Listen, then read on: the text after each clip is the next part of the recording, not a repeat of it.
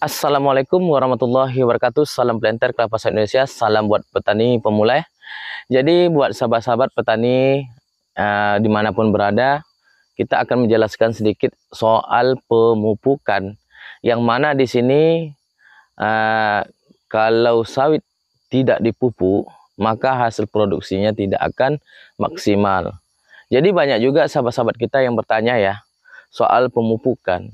Yang pertama di sini adik petani untuk melakukan pemupukan itu yaitu dengan dalam setahun itu yaitu 4 kali pemupukan yang dilakukan oleh adik petani.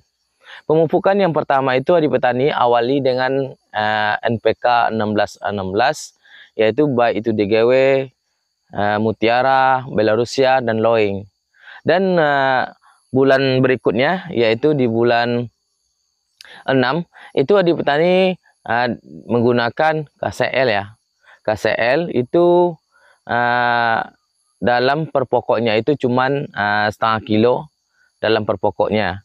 Di bulan berapa? Di bulan 9 itu kita awali dengan MPK juga 1616 ya, per pokoknya setengah kilo ya per pokoknya. Jadi di bulan 12 itu kita menggunakan KCL yaitu setengah kilo per pokoknya. Jadi per tahun itu 4 kali dalam pemupukan. Jadi di bulan 1 itu bisa kita gunakan, atau di bulan 12 itu kita gunakan, atau di bulan 1 itu bisa kita gunakan dengan castrate. Kalau untuk tanam mineral ya, di tanam mineral kita gunakan castrate. Kalau castrate-nya mahal, bisalah kita gunakan dengan dolomite, tapi lebih bagusnya castrate. Jadi untuk castrate-nya dalam per tahunnya itu 2 kali ya. Di bulan 6 setelah 2 minggu kita melakukan pemupukan KCL, baru kita lakukan pemupukan castrate. Itu lakukan yang dilakukan oleh adik petani dalam pemupukan kelapa sawit tersebut. Oke, sahabat-sahabat petani kelapa sawit Indonesia seluruhnya, buat sahabat-sahabat petani pemula yang mana yang ada berada di samping adik petani, baik itu di yang belakang, ini adalah kebun kelapa sawit bibit unggul ya, bibit unggul yang mana ini prioritasnya adalah PPKS 239. Yang di sini kalau dilihat dari piringannya itu tidak ada kesan pemupukan ya guys. Cuman perawatannya seperti ini ya, memang berbuah guys, tapi buahnya ya sekarang udah lumayan besar karena bibit unggul itu ada sebagian bagus, ada yang tidak bagus dapat-dapatan. Jadi untuk silang waktu pemupukannya, ada juga yang bertanya, adakah pemupukan itu untuk pembesar buah? Sini adik petani jelaskan, pupuk untuk pembesar buah itu tidak ada guys. Cuman kalau kita mau buah sawit itu besar, ya pilihlah bibit yang bagus, bibit yang buahnya besar.